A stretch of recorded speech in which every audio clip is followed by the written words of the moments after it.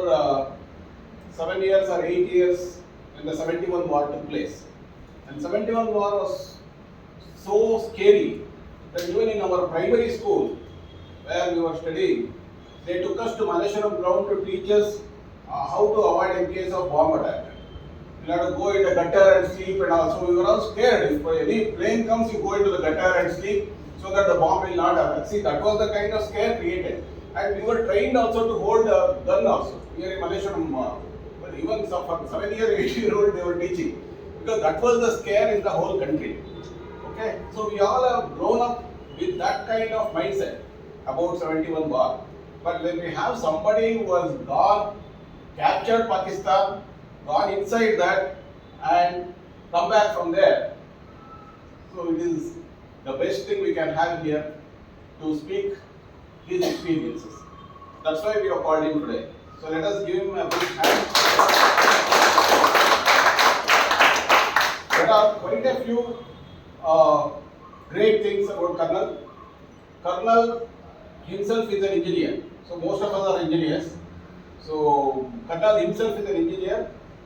And the most interesting part is he completed engineering even before we were born. So he completed in 62. Okay?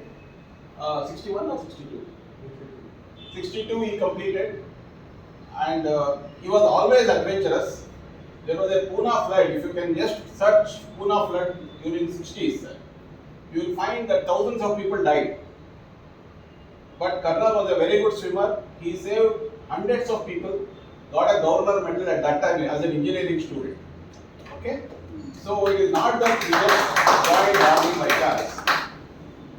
So he has been in the army, and he was, whether it is fortunate or unfortunate, he was one of the few who has gone into all the 3 wars. Part of 73, 71 and 65. So he has got the vast experience of the wars, not just from sitting behind, but he was in the front in both 65 and 71 war. Okay, so what I will be doing is, and Colonel is now reaching 87 in March.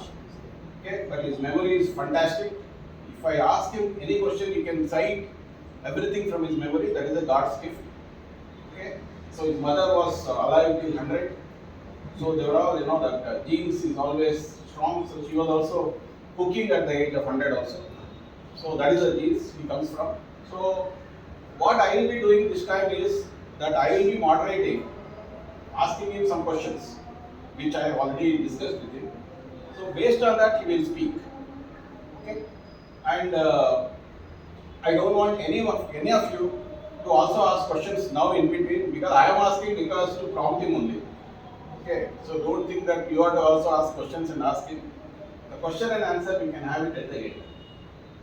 Okay, and Colonel worked in army, and after that, because of an injury, he was put in civilian work. So he was in DRDO. He was a chief engineer in DRDO. Next, he was in. He joined ADA as administrative director. So he worked in ADA also for where LCA project is done. So he retired in 98. But after that, he joined NAL as a consultant. So he has helped NAL also in different systems. Okay, so he's been working with Ministry of Defence, one in Army and the other in the defence establishments. Okay, so now let us look at, when we look at engineers, we were all wondering what engineers will do in Army. In fact, our time, engineering, the one who could not get job will apply for engineering in Army because it is a very safe job. That's what our intention was. Even I had applied for Army. I got an interview at Bhopal on December 3rd. Unfortunately, fortunately our exams were also postponed to December in the 4th year. I didn't go, and the Bhopal tragedy happened. Otherwise I would have gone at that time. So I didn't go, but I thought I will go and take the SSP interview and see how challenging it is and all that. So I was always adventurous. So we didn't know what engineer will do. But actually, 1971 war is called as the engineers' war only. The engineers won the war, which we may not know also. So they are called sappers. colonel belongs to that category. Okay, so I will take you through a small video on what engineers or engineering team in army they do, and they help the nation both against enemies and within the country. Okay, just let us look at the.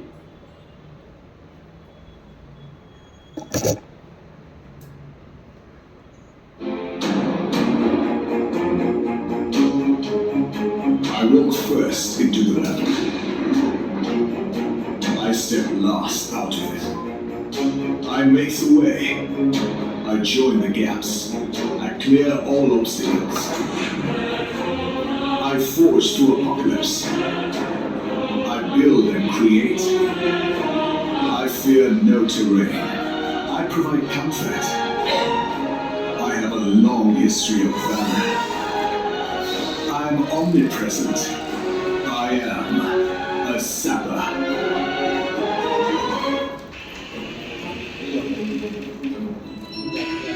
The Corps of Engineers takes immense pride in its long and illustrious history, steeped in rich traditions and heritage. The term sappers has its origins in the French word sabre. Sappers' history traces back to the medieval pioneers who dug concealed trenches beneath fort walls during sieges. These excavations were referred to as saps, and their diggers came to be called sappers. Born in 1780, the Corps of Engineers stands as one of the oldest arms of the Indian Army.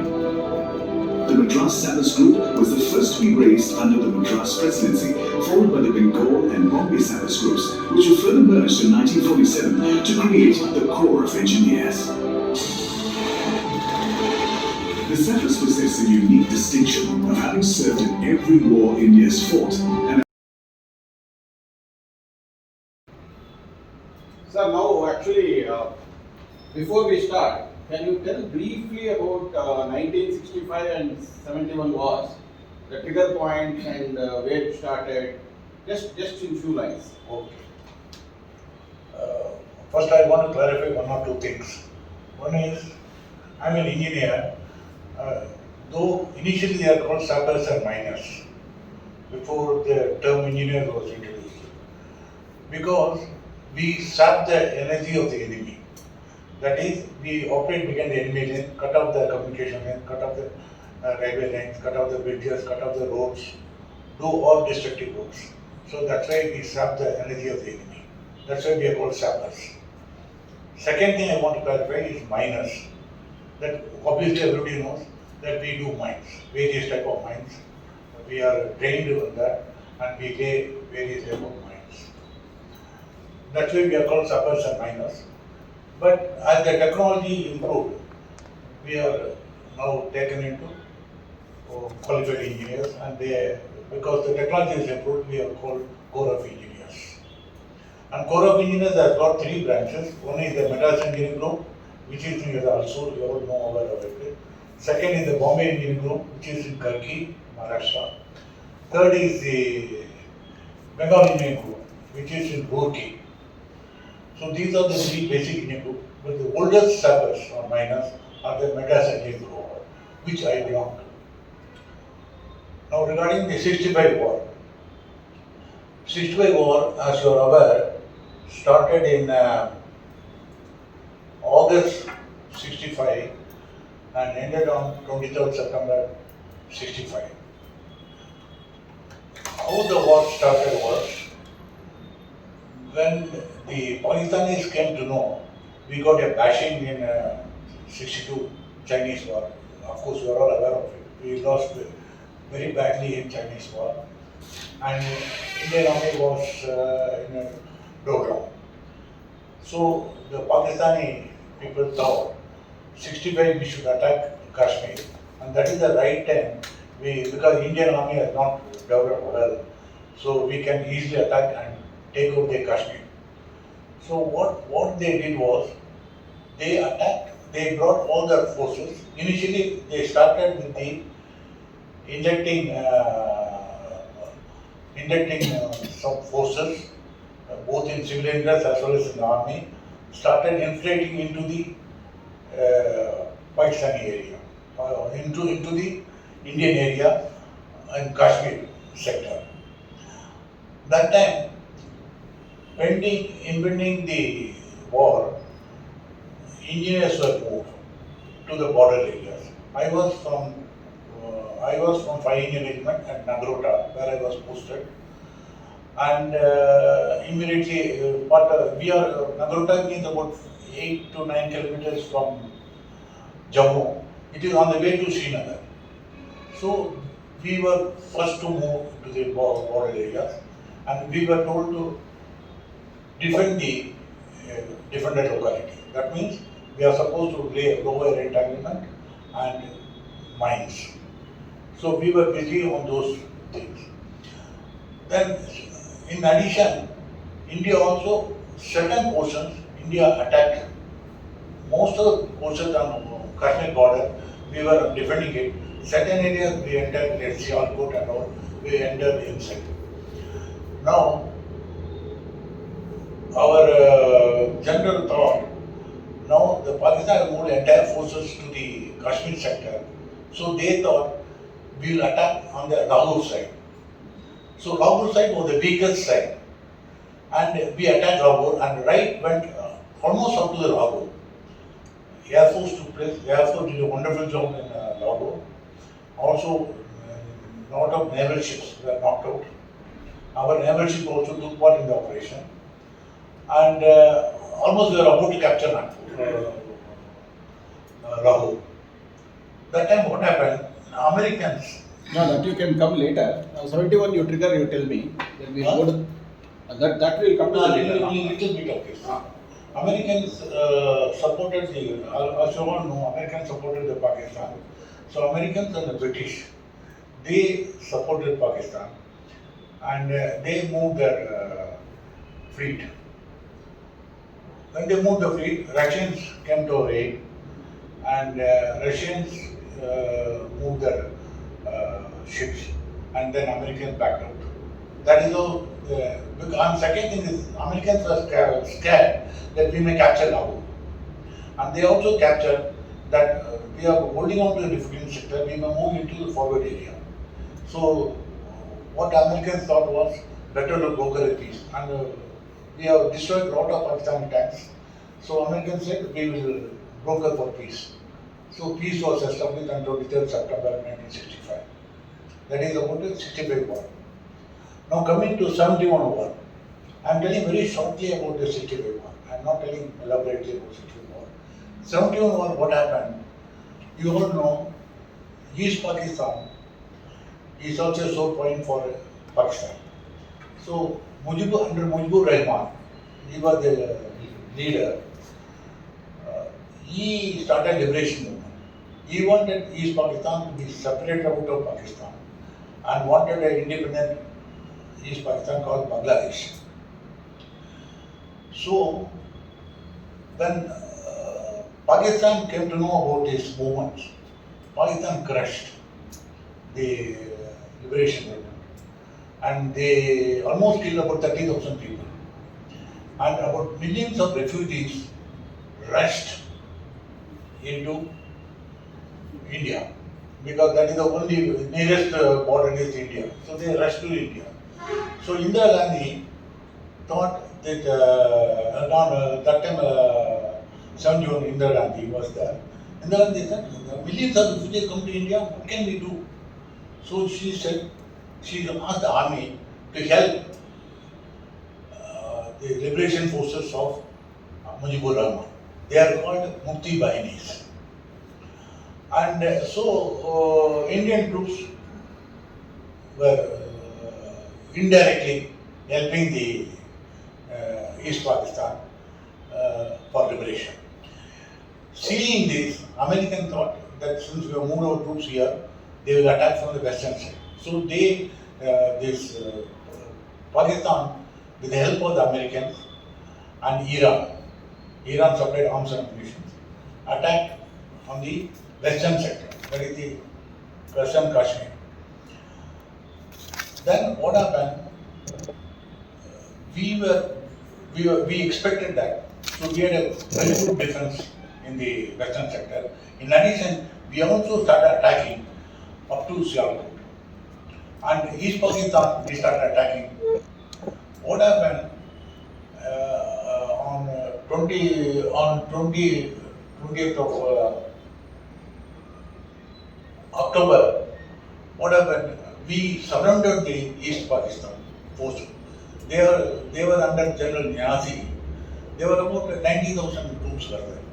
We surrounded them. So they accepted that surrender, and they said we will sign a document that is called Instrument of Surrender. So General Niazi and our side General Arora both signed this. This is one of the biggest surrender in the history of the World War. And almost 90,000 troops are surrendered, and then they were asked to back to Pakistan. So the Bangladesh got the freedom. That is how the present East Pakistan, the East Pakistan, which has now become Bangladesh. Bangladesh got the freedom because of India. Now what is the condition? Now you all know.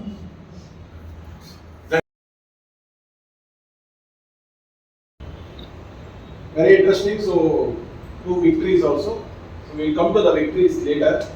Sir, actually, I want to know. Actually, this is about your experiences in the war. Actual war is available in the YouTube. So, most of the time, we were very much interested in your experience. So, 1965 war. What was the starting point for you? And I want to also understand the psychological aspect of the war. We know soldiers means brave, they will go into the field, they will only shoot, they will bomb and all that. Psychological aspect, there is, how the war started, any incident of your psychological impact of the war? Yeah, 65, before the war started, there is always equated information saying that Pakistan is likely to attack. So that time what happened? We being in Jammu area, we moved into the forward areas, as I said actually. We started laying lot of minefield. And the war has not just started. Only a couple of firing goes on, that happens in the border. And some artillery shells here and there will keep falling. But actual war has not started. That time what happened, I was laying the minefield. It is actual experience. I was laying the minefield right up to 1 o'clock or so. By about 2:33 we are supposed to finish. But I haven't had my lunch. Lunch means it comes packet with 2 or 3 chapatis, some onion and 1 or 2 chilies. That's all. The lunch. It comes in the packet, it's lying on the back. So I went back, I told the other officer in charge, junior officer, saying that you carry on with the mine, I'll go back. So I went back to the rear. I was having my lunch. What time was that? It was around 1 o'clock, 1:30. In the morning. 1:30 in the morning.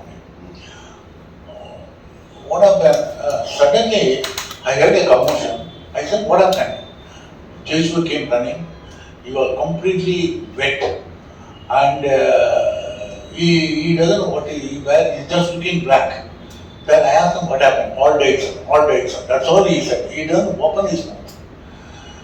Then I was about 2 years of experience in the war. But still, I slapped him a couple of times and said, come, wake up. Then he didn't, he was just blank. Then I asked him to give a cup of hot tea. Somebody made him tea. Because in forward area, nothing else you get. You can make only a little bit of tea. So we made tea and gave him. He took the tea. After some time, he said, sir, what died? I said, what happened? Tell me.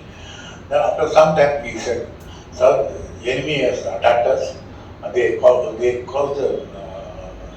infantry forward localities, and they attacked our minefield also, where most of the people died. I fought to not follow and ran away. I said, where is your rifle? He said, in the fight I left it somewhere. And I only said, sir, let us go, run away from here. I was about 1,000 yards from there. So I started thinking a couple of times. I said, the war is not started. How can this fellow talk like this? Then I ran up. We have got a line communication with the officer in charge of laying the minefield. So I rang him up. I said, how is the minefield going? He said, going fine. We finish it by 3:30. By first time, we finish everything. So I said, is there any trouble or any problem you are facing? He said, no problem, nothing is there. And still the doctor, I said, are you alright? Everybody is okay there. He said, everybody is fine. Then I went back. I left my food, went back to that area. I went and I saw people are laying, everything. And the Jesu ran, his stand was lying there. So I took the gun, gave it to the officer. Then I came back, then give him a couple of shots of round and made him sleep. He slept off. So that is the. So this is a psychological one. What happened? It is warfare. Then we came to know after some time this happens to almost everybody who has not seen the war thing. Then after that, the government, the army started something called battle inoculation, where they actually depict a war. There is a firing goes on, there is a artillery goes on, and you are asked to move, so that you get tuned to that battle inoculation. So like we do the inoculation for ourselves, there is something called battle inoculation. Now that is being regularly followed. After this incident, it is being because a lot of cases are happened. After that, this has happened. So everybody goes through the battle inoculation. That gives certain amount of confidence and strength. What is the next question?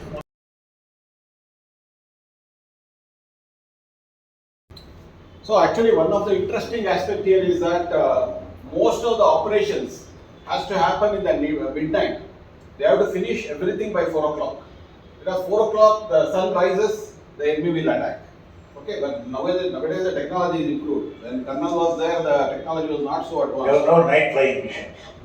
So now, sir, actually in 1971 war, you also told me that one of your close friend from Karnataka, he died in the battlefield.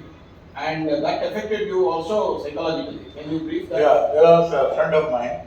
He was my coachman. We joined the army together.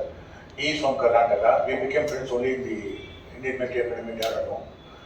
And he is from Mangalore. His name is Captain Heber, HEBBEAR. His father is a doctor. He is the only son of his father. What happened in the 1965 war, 1965 war, I was busy in doing construction of a bridge. So what happened, normally we construct a bridge, we construct a raft. Raft is the one thing which is to carry immediate requirement of your guns and vehicles and stores, ammunition, everything to across the small canal or river. The bridge which I was doing was about 200 feet gap. And so we were making a raft, we were making bridges, and then we also make another alternative site for bridge, because in case of any Air Force attack and the bridge is knocked out, you should have an alternative, because the bridge is required for the arm.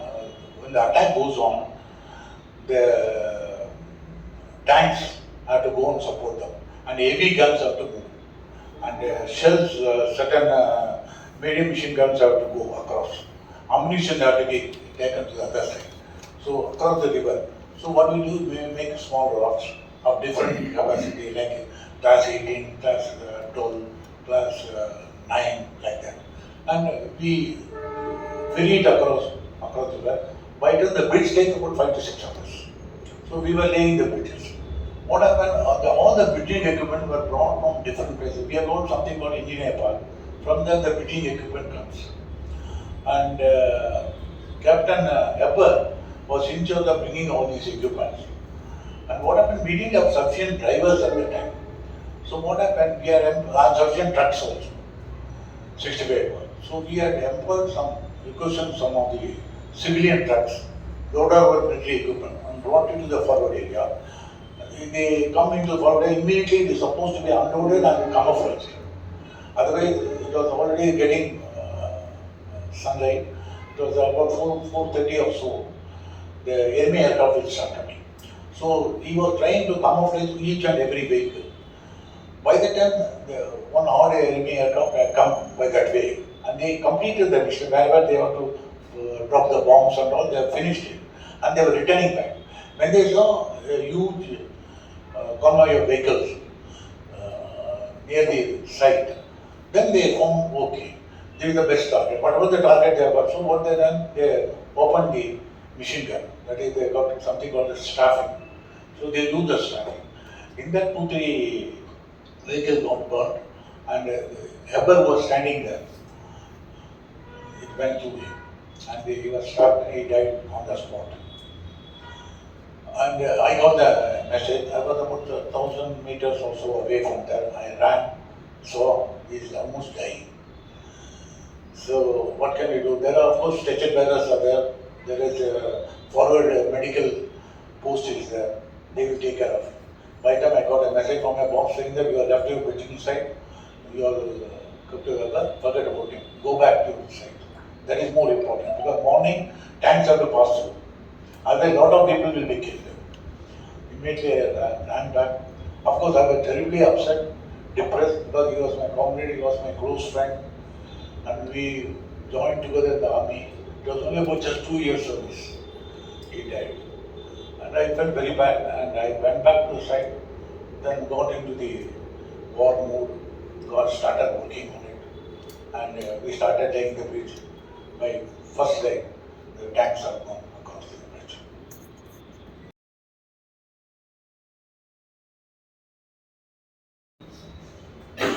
So now this before this 1971 war, you were posted in Siliguri, Assam, and after that you started moving, helping Muktibahinis. And I was told that in Muktibahinis, along with Indian Army, they demolished almost 431 bridges in Bangladesh, lot of railway lines, lot of railway bridges, all this, and you were also part of it. You were also demolished a lot of bridges and all, and helping the Muktibahinis training. Yeah. Can you brief about that? As I told you earlier, the freedom movement started, and Pakistan attacked the East Pakistan, which is Bangladesh. So a lot of Muktibahinis ran into Indian side. So some of them, we got out of them and tried to train them. I was picked up from my regiment. Myself, another 3-4 officers, and some Jawans were picked up to train them for infantry. We train them on basic shooting and all. We will train them on demolition. So I thought we will train them. I tried to train them, but it was of no use. Then I was told, you yourself go and knock off the bridges. So I, along with the Murthy, because we didn't know the route. The route was very bad because a lot of canals and a lot of slushy areas are there. So we got hold of these Muktibahinis. We used to tie our hands with their hands because one firing somewhere in the ear, they will run away. And we left the left because we don't know the road, we don't have the map, nothing. We will be caught in the badly. So we used to take them along with them, go there, and I knocked off some bridges, some roads, some ammunition down, some vehicles standing there, we knocked off, everything we did in demolition. The technique we used is, there are 2-3 types of technique. One is, we got something called shaped charges, that we keep it on the top of the bridge and then fire from a distance with a exploded dynamo. And that bridge is over. Another technique is, if there is a water below, what we do is, we keep the explosives below the water. That about 10 to 15 feet of water, 10 inches to 15 inches of water, we keep the explosives and fire from a distance. That will explode. That water power is so much that the pan of the bridge will be thrown away. That much of power the water has got. And that's called water plume technique, which we very much used in the entire Bangladesh war and also other places. Plus, we also used something called cutting charges. That we have got a different type of charges which we use for cutting the railway lines. And roads created a crater. We put shape charges, it creates a crater in the road so that vehicle movement is stopped. Similarly, for this tracks and ammunition depot and all, we have got incendiary bombs. So we use that so that catches fire and immediately that ammunition blows up. These are the things I did along with the Muktibahinis. We worked for almost about 10 days. We went, go for a raid and come back. Then go for a raid and come back. Like that we did it.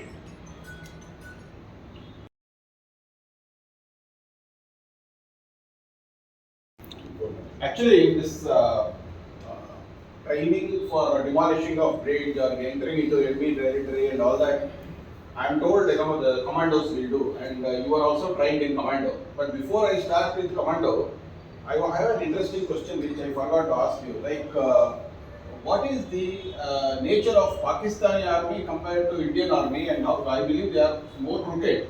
And you tell me about an incident which happened in the war where you entered Pakistan and allowed them to took care of all their civilians, Pakistani civilians, but these people acted crooked. That happened inside the Pakistani area. We captured almost 30-40 kilometers inside their home. In between, there are a lot of villages. When the infantry goes and searches the villages, they found all old people, some kids were there. So we left them. We said, okay, we will not do anything to them. Whereas it is the other way around in the Pakistan. Pakistan village, they finish off everybody, they kill everybody. Whereas we take them, even the prisoners, we take them to POW at Samba near Jammu. We construct a separate fence and put all the POWs there. And they are given all the food morning, afternoon, evening, plus they are allowed to do all the prayers 5 times a day, everything we do. Whereas the other way around the Pakistani side. Now, when the villagers were searched, we found only old people were there. That is actually the Gurkhas did it. I was with the Gurkha battalion.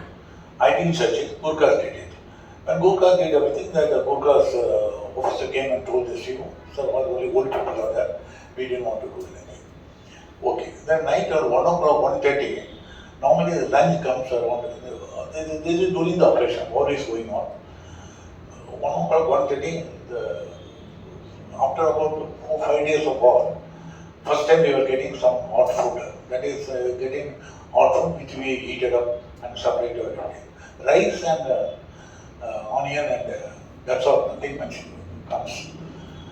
So, what food was there? So, Gurkha Janis they were asked to go down in line, 4-5 people at a time, go collect their lunches, go back, like that. So, I was with the CEO of the Gurkha battalion. Because next day is planning, where he wants a line field, where he wants a breaching to be done. All those things I have to discuss. So I was with the CEO of the Gurkha battalion. I was sitting with them. That time what happened? Suddenly from the village, it is about say 300 yards or so, something like that. Firing started. And it is a MMG fire, LMG fire, all machine fire. So 3-4 of our Jawans, that is the Gurkha Janis, died. Then immediately everybody fell into down. Our procedure started. Then Gurkha said, you go one company that way, one company that way, surround the village. We went and surrounded the village, slowly entered the village. And these Gurkhas, they are famous for the cookies. They put out the cookies so fast, you cannot imagine, and they stab you. So they killed each and everybody, entire village. They knocked it down. Then we thought where the firing is coming. So they were searching. Then below every house, there is a bunker built and there is a small street through which they were firing. Then when they saw that, we lobbed a few grenades into the bunker. So all the bunkers ensured that all. Then after that, they asked me to knock off the bridges. So I used the explosives, knocked off the bridges. So this is one of the incidents which happened during the war.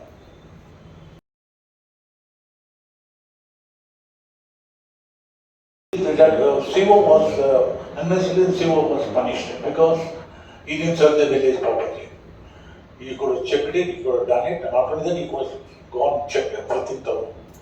He believed all the old people, they were dying, and we supplied food also for them. And they are the people who shot us, like what the East Bangladesh is doing. So this word commando is always, some kind of a hair-raising experience. In fact, the Commando movie, I saw it 3-4 times as well as in my PC and all that. So this Commando, you said you are trained in Commando. I want to ask you basic questions. Is anyone in army trained in Commando or is there any eligibility? No. And if it is there, what is the kind of training they do for Commando training? What they call as Commando training? See, normally in infantry, people, artillery, they are the people who major chunk of people go to commandos. From engineers, only the toughest, whoever does well in the physical training tests and all those things, only they are selected for commandos. So I was selected for the commandos, and under one of the officers, Captain Balla, he was trained commando. So under him, I got myself trained in the unit. That is practicing all the physical activities which I have to do. After that, I went to commando school. When I went to commando school, first thing they do is, outside there is a small mess and there is a horizontal bar where you have to do with complete your big bag, small bag, water bottle, plus your rifle. You have to do 20 times. And those who can't do 20 times, very, very difficult because the weight is about 30 to 40 kgs, plus your rifle, 7 kgs. All this, then you have to do. Normally 10, 12, one can do.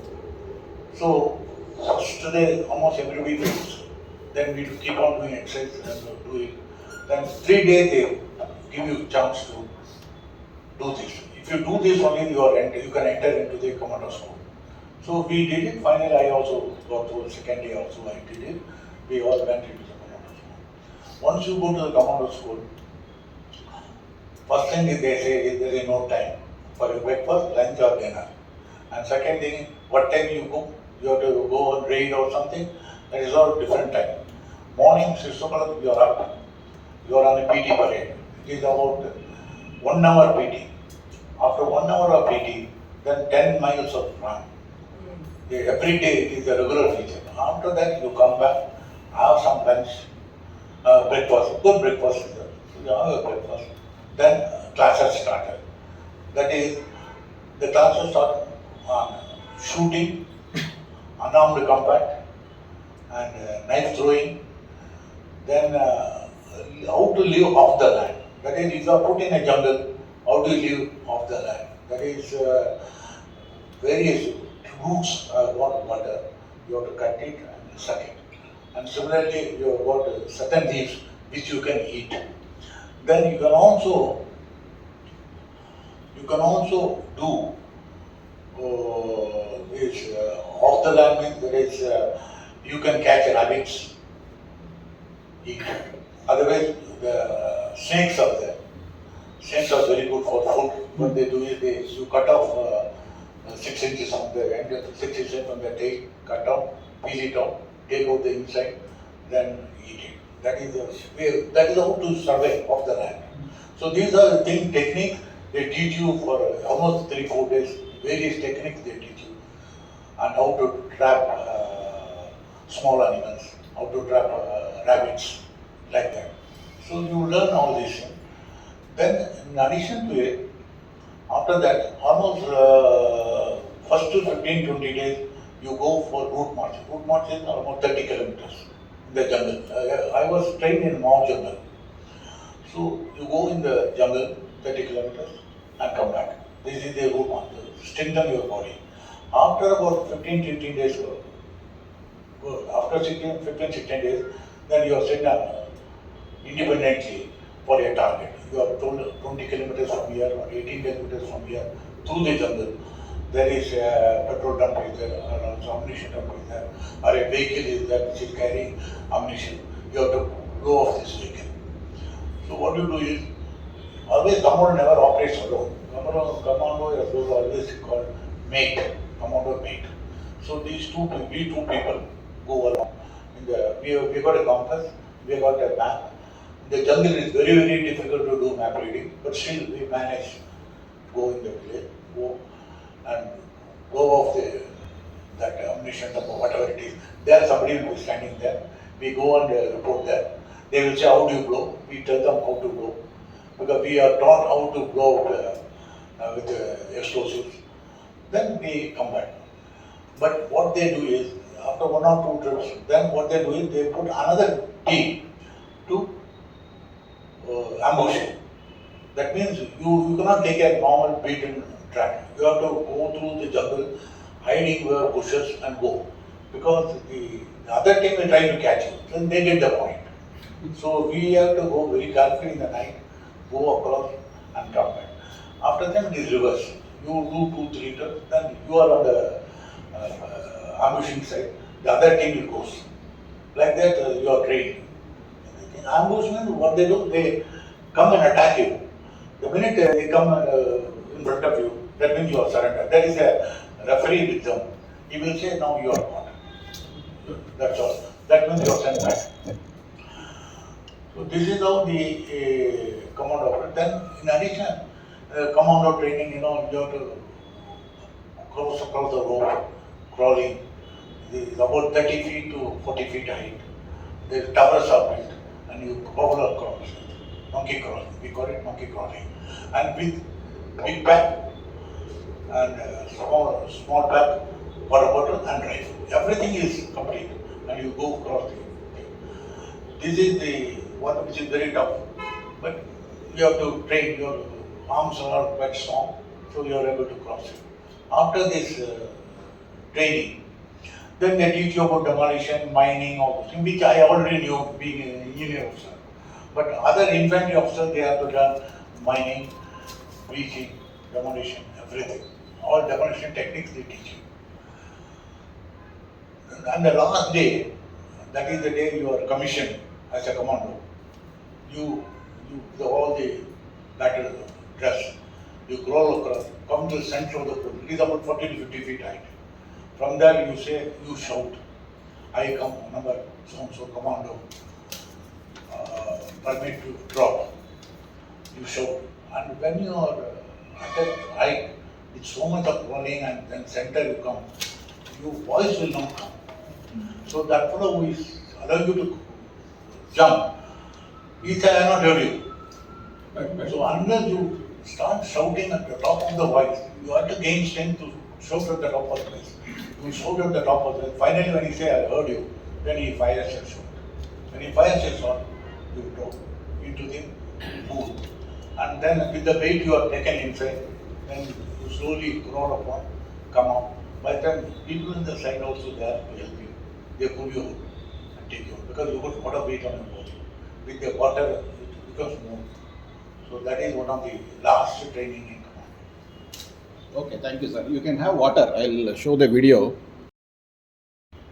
Actually, Commando, this snake, what he said, was more interesting because I used to take him to my resort, which were all jungle. We also designed a lot of survival games there. Map reading, mine laying, and going into the jungle, surviving on food. We used to give anyway MTR Upma, and they have to, using lens, they have to make Upma there and all that. So we designed a lot of games. That time he was telling the snakes, what they catch is not easy. He told only after catching the snake. The snake, as soon as they catch, they hold the tail and rotate very fast. Then the snake dies because the entire thing, blood flows into his head, it dies. Then they cut and slice it, put it in hot water, make upma out of it. He said, you are making MTR upma, we are making snake upma. Okay. So that is one way of killing the snake. That is, you got a forked thing. On the center you keep like this, so near the head, so that it is then hold the tail with your foot. So it is stuck. Then what you do, you take your hand, move it slowly, don't leave this portion. Hold it only, then hold it here. Then you got the snake at the head. Then rotate it. When you rotate it, it has got that rings, in the thing, that gets straightened. So it dies. You do it like this, 3-4 times, it dies. Then after that, Sudarshan Chakra. Sir, actually in 1971, you were in Muktibahinis demolishing bridges. Then the war started in Kashmir area. And I was told that you were all shifted overnight from Silpuri to Jammu and Kashmir area by a train which was almost 2000 kilometers. and I was told that the train itself had a non-stop train, didn't stop anywhere, exclusive train for this. Can you explain the journey? Yeah, see, after that my tenure in Siliguri, and we were doing the Muktibahinis training and all. I told you now, the Pakistan attack on the western side, Kashmiri side. East Pakistan attack was going on. Western side, Pakistan massed their forces and started attacking. Then more engineer troops are required on the western side. So we were told to move to the thing. That time what happened, from Siliguri to Patambo we had to go. Because Kashmir there was no highway train beyond Patambo. Patambo is the last set is very late. So what we do is, there is a special train arranged. Like this, 41 trains were moved in 71 war. You're all aware of it. 41 trains moved and all on whiteout priority. These trains start point at Siliguri and end point at Patambo. In between, night at 1 o'clock, they stop on one place. So what we do is we have to carry our packed lunches and whatever we have to carry, all those waters we have to carry, and we start moving. Train stops at 1 o'clock, and 1 o'clock hot food is prepared. Because basically in those days, the trains require a change of engine.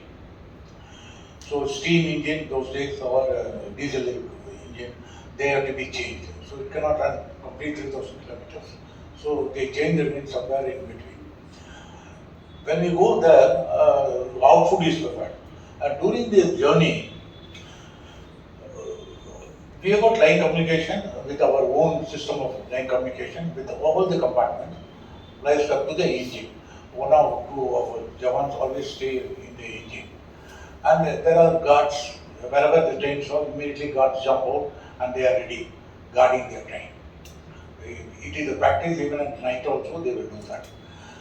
And during the day, what you do is we have to prepare the Jawans for the war. We are mentally fit. So what you do is we talk about war, how we won the war, how we got battle honors, how our regiment got so many war, how many people got various medals. All those things we motivate these Jawans. In addition, we train about mine laying, because because when we go there, straight away we have to start doing our mine laying, because there is no time. So we train them in the train, mine laying, mine breaching, then demolition, all those things, then bridging equipment, we have got models, we show them the models, how to do the bridging. Though they know it, they just refinish memory, we teach everything on the way. And all the, we also make some obstacles, which I will tell you later, obstacles. Then we make mine laying, all those things we teach them. And also how to breach enemy minefield, that also we teach them. So the entire journey from morning 8 o'clock onwards, night up to 4:35, we teach everything. Because after what happens, we can't put full lights. So the dim lights, we cannot teach them. But we do the motivation lessons. Various people, psychologists also with us, they also talk to them. So each Jawan is motivated and prepared for the war by the time we reach the other end. So like that, 41 trains move in India, all over India, to various areas, basing on the requirement.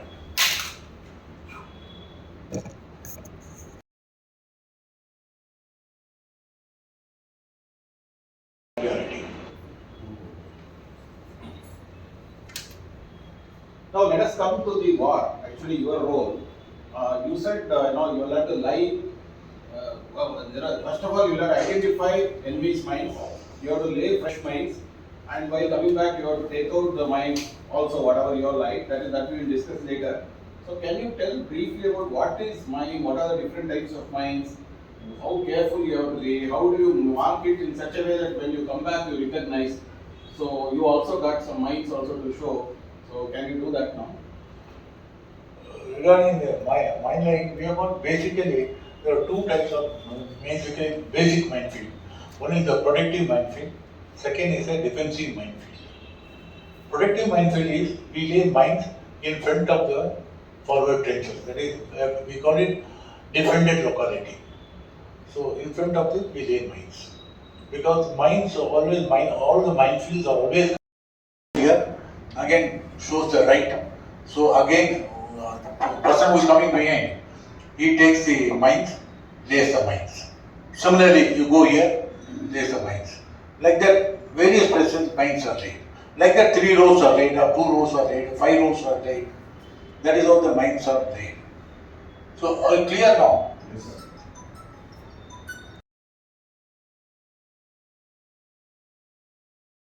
What we do is, we first measure the gap. What is the gap? That is gap is say about 200 feet. So what you do is, here we make it solid, this area, because the whole weight of the bridge will come on this. And the other side, this side also, we will make it strong. How do we go? We take the equipment that side, means we take a raft, we make our own raft, go other side and make this amendment strong. This side also make it strong. Then we make each panel constructed, join it, the 2 panels like this, join another panel, keep on pushing. Then to counterbalance the weight, we add panels here. So keep on adding this. It is done in the night, under enemy fire, and artillery fire. And we have to do everything by first light because the aircraft will come. If the aircraft comes in, they will see some bridging going on, they will knock it off. So you keep on adding panels, you keep on pushing them. Because here rollers are kept, 2 rollers are kept. On the roller, this panel sits, and the panels are interconnected with their braces, and keep pushing. As you come here, you keep simultaneously adding that much here. And finally, it comes to landing here. You put steel rope wire, SWR. With this, we control it, slowly push it, it comes and lands here. You counterbalance it till the time. Once it lands there, then you do the decking. Over there, the tank goes. This is one type of bridge. This is another type of bridge where you do it with the aerial cable. You build 2 towers, same like our Krishnagaripuram. Similarly, you put aerial thing. From there, you get struts like this, and they take the load. The entire load is taken by this, and plus these 2 ends. No, That is the variable. how many bridges you built in war? 65 and 70. No, I have built a lot of other bridges, but 65 and 71 we have built about 6-7 bridges and rafts. And there is something called Kurkman bridge. You can see Kurkman bridge. That is fruits. It is nothing but anybody has gone to Allahabad and they would have seen the pontoons. Anybody has gone to Allahabad Sangam, where we have put the pontoons on board. No, not this. There is a float. Oh, this is Wayanad. Huh. No, that I don't think I have put. No, it is there. Is I it? saw it. Mm. So there is floats are there. They are called pontoons. And the pontoon, it has a lot of airbags. It's filled up, 21, 18 like that. That is a huge, big one. In that we put panels and start building it. That's called Kurkman bridge. They are aluminium made, German.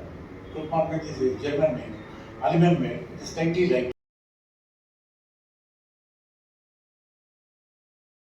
And what happened, after about 3-4 months, I saw him attacking we have got meat in army, we get meat on hoof. That means it is not, goats are fed. And whenever we want, they cut it and use it for Javan's killing meat. So we went and attacked a goat and killed it and started eating. Then my Javans often started thinking, what is this type of dog? And second thing, he never allowed anybody to come into my. I had a sort of a small temporary shed where I was staying there. He never allowed anybody to come inside. Anybody comes, they pounce on him. So people are scared. Then I put a big chain on his kept it. Then after some time, I found any dog going there, it will go and attack and kill him and eat. It's like Yeah. It was a wolf. Then what happened? One doctor came.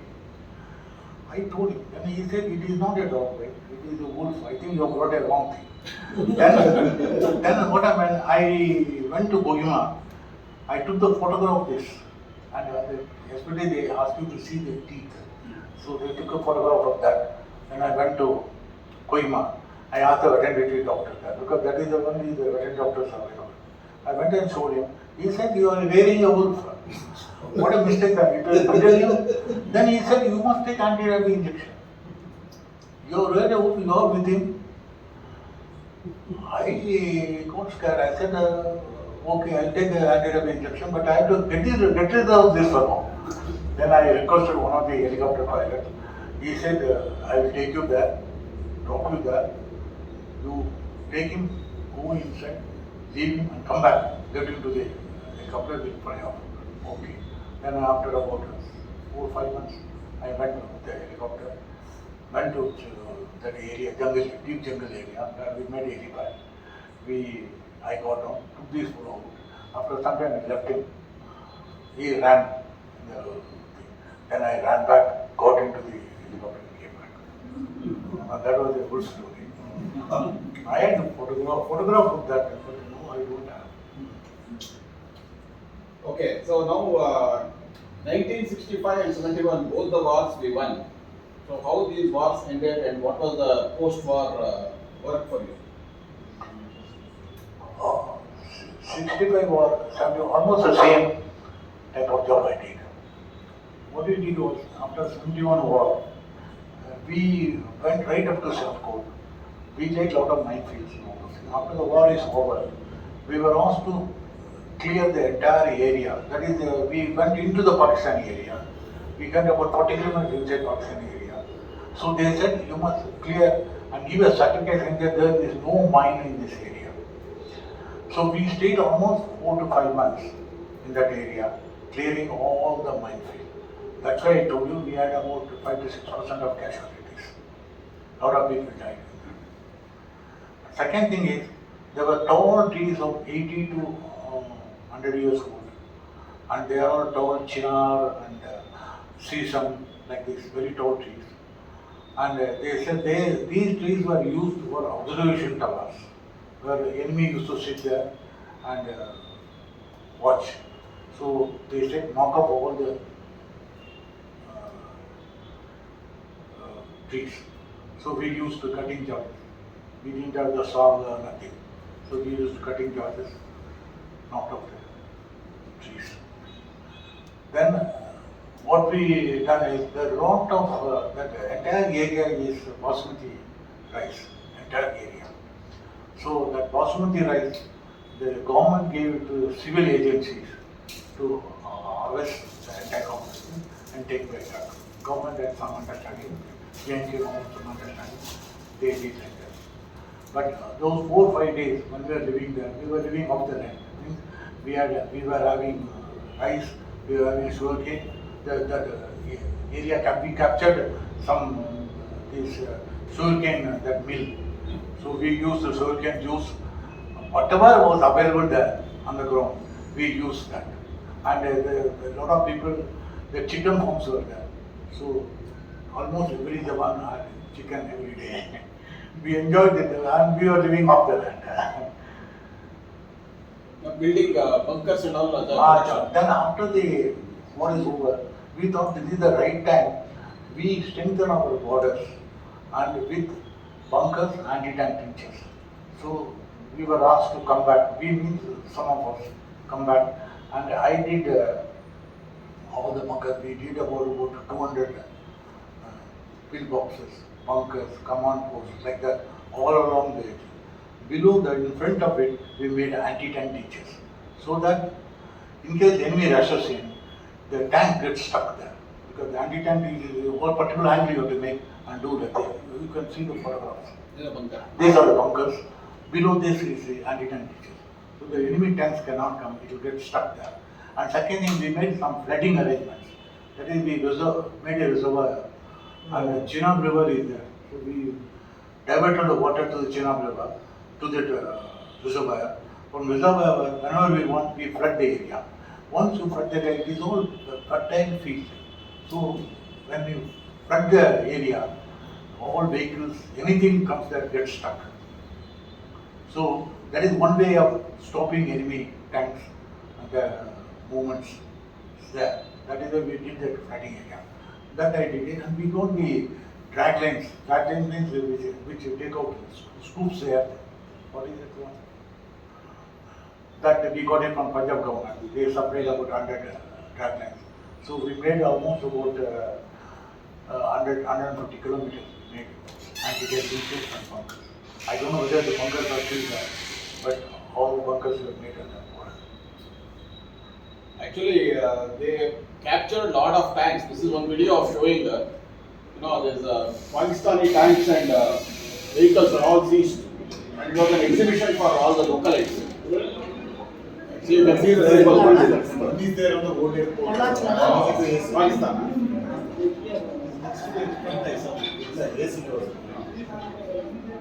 Patent tax.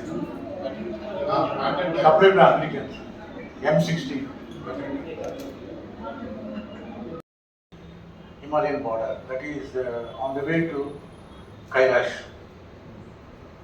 That is, you have to go through Jipti top. From the Jipti top, you go down the Chinese side. There we were making bunkers. There it is all hard rocks. So what we do is we have to use explosives, controlled explosives. So we make a bunker first with the explosives, then all the cement, sand, everything comes from down. It all comes by mule, and then by mountain lamps at the back we tie it up. Then it comes via human porters. So this is how we brought all our items into the forward area. But I see a lot of people who are going to Mansarovar and all. I used to see them. They come and stay in our camp, have a cup of tea. We supply them tea, and then they go. So we were in the Jipti top. And in Jipti top, what happens is evening we have to go late, around 8 o'clock or so. And evening we have to come back by 3:30. Otherwise it starts snowing or raining that area. So it is very dangerous and very slippery. And so we did that. Then we did another place called Malari. Malari is a place, Mana and Malari. Mana is a place where we do the work above the Badrinath temple. Those who have seen Badrinath temple, you go further up, there you see the Malari, Mana village. There we do the bunkers. And while going there, what happened, the border roads is also part of engineers. So border road Nazil, there is a camp there at Badrinath. That I used to stay there, go up, stay there for a few days, then come back like that. There in Mana village, on the way to Mana village, there are caves. Each cave is named a different Sanajis or somebody's name. One cave which attracted me was Vyasar Gufa. It is called Vyasar's road is completed. There is a Mahabharata in that cave. So it is this room size cave. In the center there is a rope platform where he sits and writes. So that's why called Vyasar Gufa. That is one thing I saw. Another interesting thing was when we went to Mara village, last village in India. While going, there is one place called Bhimtap, where Bhima and the Panchapandavas went and stayed there. On the way there was a big rock. There was a big gap was there. So they asked Bhima to lift the big rock and put a bridge. So he has taken a huge rock. I have seen almost about 14-15 feet, and breadth is around 10 feet. The big rock is kept in between the two gaps. So that is called being done. That we not put the bed. Then third thing I saw there was river Saraswati. When you go on the off, there is one village, I don't remember the village. There the Saraswati flows down straight, heavy flow of water, and it comes out only at Sangam, near the Ganges. Sangam Alahabad, there it comes, they say. But as you see, you can't go near about 30-40 feet above because the water, so much of force of water. It goes straight into the, you can't see where the water goes. And they say, the locals say, that is Saraswati river, and they call it Saraswati. And it comes near the Sangam. Becomes Gupta Gamini. Huh? Gupta Gamini or something like Huh? that. It becomes Gupta Gamini. You won't trace actually. You can't see it, correct. You can't trace it. It is gone. But I could see the river coming. That is one thing. That is the beauty of that Mana place. Then near the Badrinath temple, before that there is a mountain called the Kubera Mountains. That mountain, they say, Kubera Mountain they call it. The locals say that nobody can go up because anybody goes there, they go mad. They don't return. And something they have a helicopter also flies over it. It will not fly over the Kubera Mountain. It will go on right side or left side. It will not come over. Because you say 2-3 helicopters, they are lost on the Kubera Mountain. So that is still a mystery. That's how the village is claimed. Then I went to another place called Malari. Malari is another mountainous area. Where I went there, where you have to walk from the scout. Those areas or borders are controlled by scouts. So the scouts took me to, the scouts commander took me to that Malari top, where you find a huge lake. But that lake has no warm water. And you can have a nice bath and everything. Only thing is they say, after 5 o'clock you should come back. Otherwise they have Kanikas come and take one, and you go mad if you are there. They scare you. But anyway, nobody wants to take a chance. So we all went there, spent some time and came back. But on the way, you will see on the way to Badrinath, you will see lot of hot springs. Even in Badrinath, where you take bath, there is a hot spring where you jump. It looks very hot, but when you jump there, after some time, your body gets tuned to it. So that is the Badrinath. There are 2-3 things. And the Badrinath chief priest, chief priest is from Kerala. And he is called His Highness Namboodirippan. And that man, he is close to the border roads person because he supplies them milk, I supply them condensed milk, I give them coffee powder. Because I get a lot from the aircraft. I may not use those ones. So I give it to him. So that's why he became very friendly. So every time when I come there, he takes you directly to the darshan and all. That's about that. Another thing about, I forgot to tell you about the lamp. In Badrinath, what happened, the winter, the whole temple is covered with snow. Even en route also you cannot go because it's covered with snow. Roads are all covered with snow. You have to tunnel it and go. I could see actually the tunnel, the ice tunnel. And there, on the last day, they do the puja, the chief priest lights the lamp and comes out. And after 3 or 4 months, when they open the temple, the lamp is still burning.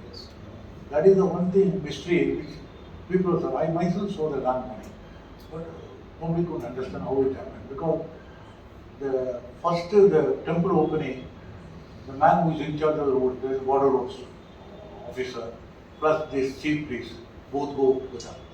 So he saw himself the lamp burning. So he said, the lamp is burning, it is a true thing, but surprising, because it's completely covered, there is no oxygen. That's a mystery. How was it? Where did it come at all? Everything came. Huh? That is on Jipti town. What happened? After particular height, monkeys are there. After that, the same area around 8,000 feet or something like that. This mountain bear are there. Once what happened, I was, my father-in-law was not well, so I got a message. We got only through wireless that we get message. Well, they got a message saying that you will come back immediately, you have to go back to Commando. So I said, okay. So I came down. While coming, I always carry 2-3 people along with us. And we always camp where the mules, mule train is there. That's called mule train. There are 2 types of mules. That is all mixed story. Mules, GS mules and mountain mules. Mountain mules carry about 350 kg. The general mules, GS, general mules carry about 200 kgs. So they are put at the back, cement back split into 2, put there and they carry the cement to our, so mule train comes to us. So we always stay in a mule's camp because that is safer. And second thing is, a lot of mules are there and they cook food and they give us food. While coming, we were carrying our packed food and some area, little open area, jungle. We stopped there. We were eating. Suddenly, we saw the monkeys started shouting and going here and there. Then I had 2-3 Jawans with me, but I didn't have any rifle or thing. Because I am going home. So where is the custom? So I said, what is happening? Why this? He said, probably we are eating, that's why they are. I said, no, there is something wrong here. I was just thinking, then I saw from the clearance a huge bear. It's about 6-8 feet into the door. Stands like this. It came from the clearance. Left everything, ran back. So actually, when we ran, everybody got separated. And he went to some area, I went to some area, and finally we got lost. And then we went to some village, asked them where is the mule camp. Then they sent somebody with me. Like that, all the people managed to gather into that place. By night, we reached that place. Otherwise, after night is dangerous in the wild. So we reached that camp. We stayed there the night and came back home. It takes about 4 days of trekking to come down. These people who are going to these yatras, Mansoor and all, they take 10 days to reach that place. They got various places, they are at various heights, they have got camps. You take how many days? I take 3 days. I take 3 days. I come 3 down days. very fast. They walk only for 5 hours, then they go to their rest house, stay there, and next day only they start. But we walk for 8 hours, 9 hours. Okay. Colonel, one point, once you told me that 2 of your residents, there is a lake. It is not supposed to go in the evening. That's why I said one side. No. They requested your orders and they stayed in the night. And next day morning they become mad. One story you told me. No, that is the scouts people. Huh? Scouts person. The scouts commander told me, because I didn't stay there. Scouts commander told me, don't stay here because a few of our Jawans stayed there. 2 or 3 Jawans stayed there. See what will happen. And they became mad. The next day morning they become mad. Okay, sir. Last before we end, you tell us now a happy story of your parties with bear in the Himalayas. How you used to kill the bear and all. Himalayas. See, the Himalayan rivers are, it's very cold. So what we do is, wherever we camp near the rivulets or where the river is flowing, or we get most of the liquors from Javas by airdrop only. Sometimes beer comes. So when we get the beer, what we do is we put it in a gunny bag and throw it into the river and tie a rope, anchor it and throw it in the river. And whenever you feel like having, because you can't afford to have it during the day, because you slip it, you will go into Kali Nadi. So you can't afford to have it during the day. When you know you are not going anywhere, you're going to sleep only, then only you're taking. And similarly, all the Jawan, because it's very cold, so they are all given rum, all the Jawans. So they are also told take only at night, and they are not put on any duty that night. The others are on duty. Those who are on duty, they don't drink, because the reason is everything in a mountain track. You make a mistake, that is the end. Like mines, I said, you make a mistake, you fall down. So we put it in the river, and next day when you take it out, it's absolutely chill, because it's kept in the ice cold water. So we take it out whenever we, on Sunday, we are relaxing. So we take it, pull it out, and then we have beer. Okay, I think we'll close it. So we started with Colonel as a sapper, what is the contribution of engineers into in Indian Army, then 65-71 war, the psychological effect, the loss of your own close mate, how will that affect, and then the laying of mines, building of bridges, all this, and we also covered his role in demolishing bridges, also using a commando training, how the commando training is done. And finally, the victories, how it was celebrated, what is the post work. All of them will come back home, but 4 months yet, these people had to work to finish the work. So we had a long journey, and after that, we had some funny or tough incidents of Nagaland also, and then some Himalayan stories.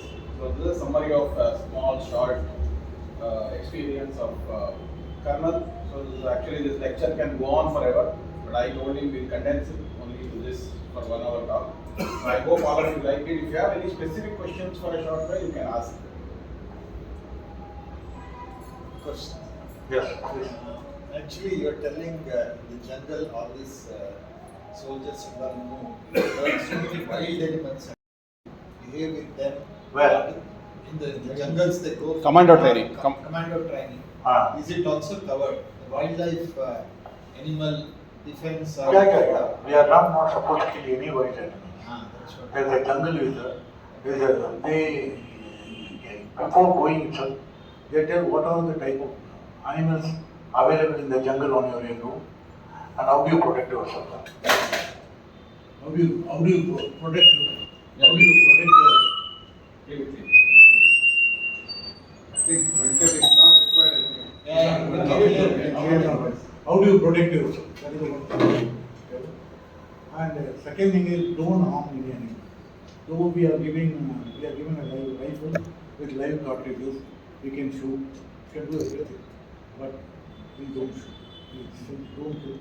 Small animals like rabbits, snakes, these things you can survive, and even foxes, they are not able to shoot. So that is one thing. And they say these are the animals. And another thing is we are giving a machan, fire thing. With the lighting. But we don't light it up because other fellows will light up. Correct. So we avoid it. Unless you are absolutely in front of a lion or a thing, mostly leopards are there. So they come, you don't like this. And second thing, you make noise with your different player, there a nesting in it. So with a stone you make a noise. That also clear. Don't make a lot of noise, little bit noise. So they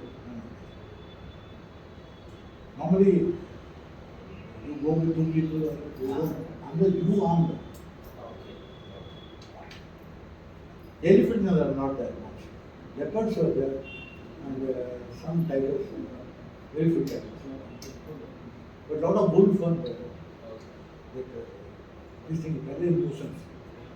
And what is hyena? Plenty of hyenas. They come in groups. That is the problem. They come in groups of 30, 40. And even jackals, they come in 30, 40. So that time you have to be very careful. Any other questions? Raghu, out of thanks. I request Raghu to, Only one question. We No, fought no. in 1965 war, when why did that area gone to Pakistan? What was the reason? Or anything we left to Pakistan? Then we gave it everything back to her. What is the reason? That is an agreement by the government. UN agreement. That is United Nations. Some American. United Nations agreement saying that we have to hand over everything. And also number two, that we have to clear all the minefield. That is POK. Even though we won the war, we handed over the land to Pakistan. What about? So Raghu will give the vote of thanks. Sir, thank you very much, sir. I got the privilege today to thank him on behalf of all of you. Yes, it was very nice for us. You know, we are a generation which have grown up very safely. Maybe the initial period of our career, I remember 1971, when I was young, you know, we should cover the windows with thick, dark sheets, black curtains, blackout, and there should be a siren. Then it should all be, then we used to see some flight of Pakistan has come and gone. So only we had that experience as civilians. But with the sir today, we are able to get a first-hand experience of all things. So whatever we have seen and whatever you have told us, we have seen only in movies. I think we grew up seeing some bridge so far, a bridge on the river flying or something like that. All this mix. But today it gives an insight right into that, sir. But one thing about sir I can tell you is, you can call it a Sakala Kala Vallabha. He started as an engineer, went into army, DRDO, and until you, he has completed the whole this thing of an engineer, right from when he studied in the work. So very few of us have not met anybody who have gone through so many these things. But he was actually he is brought in a conventional Polga Tyrer family. Otherwise, a lot of Kashmiri girls also recognized he was a Sakala Kalavallavan, but he didn't fall for it. Okay. I think that portion I wanted to ask him separately. Being so smart, how do you manage the other side of the things? So that I wanted to ask him first. Okay, fine. He opened up these things. Okay, sir. Thank you very much, sir. And really, it was a first-hand interaction for us, sir.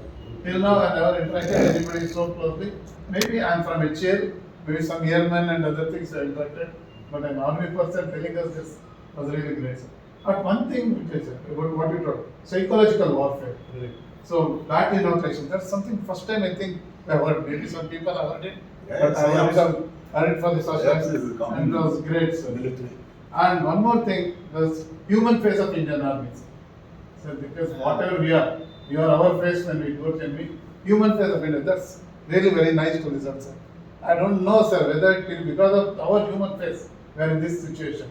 They say, sorry to go back in history. I like history a little bit. They say Raja Prithviraj Chauhan lost because of our human face. Correct. If we did not have a human face at that point of time, I think it would not have been what we are today. I really do not know our human face of Indian Army is good or bad. I think we are a better judge to tell us that, sir.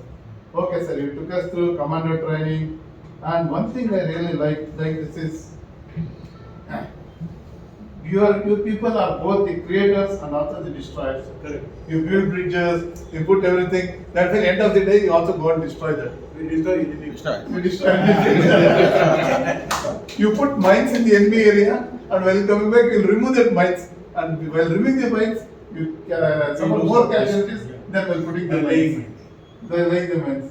And one more thing, sir, this post-war, what you are telling me, that is really great, sir. I think Indian Army, both during war time and during this thing non-war time, is always involved in every activity. You can see any flood, anything is there, it's first Indian Army which comes there, sir. So overall, thank you very much, sir, and your experience also about Vasa Gufa and all the things. I think we have never heard Kubera Mountain, I don't know how many of us have heard it, I have not heard it. Okay, thank you very much, sir. One thing I can say, sir, because of all of you, we are able to sleep peacefully at night. Otherwise, I don't think any of us would be able to sleep peacefully. And what we are today, I think everything goes back to you. Okay, thank you very much, sir.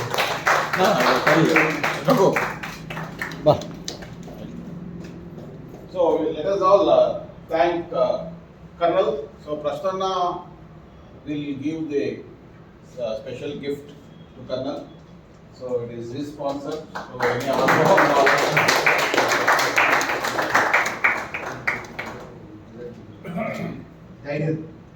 Okay. Finally, just one this thing.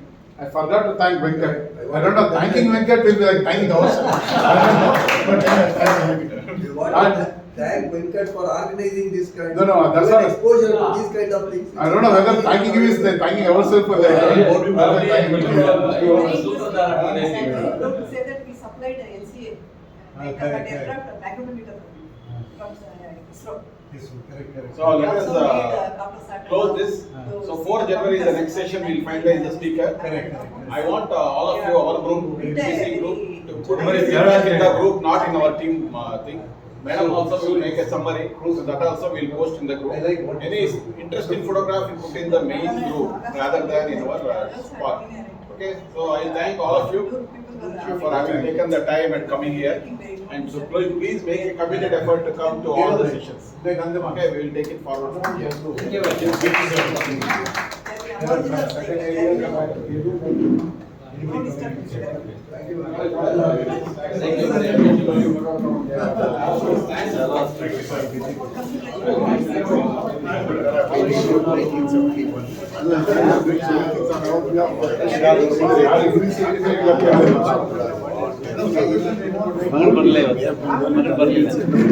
You take me to your this one, I being an agriculturist, I want to see how younger generation is putting their knowledge and I wanted to see that. ಗೊತ್ತಾಯ್ತಾ? See, ನಮ್ಮ perception ಬೇರೆ, real agriculture ಬೇರೆ, non conventional agriculture ಹೋಗಿ ಅವರು ನೋಡ್ಕೊಂಡೆ ಬೇರೆ ಇರುತ್ತೆ. ಈಗ first second generation, third generation.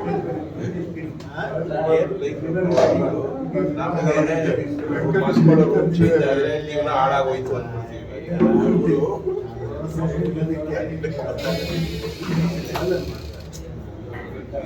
Army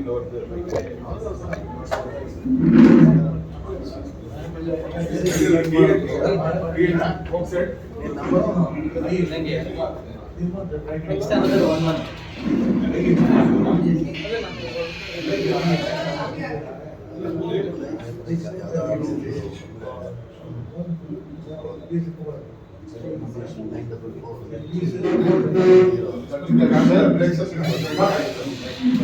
Shell breaks.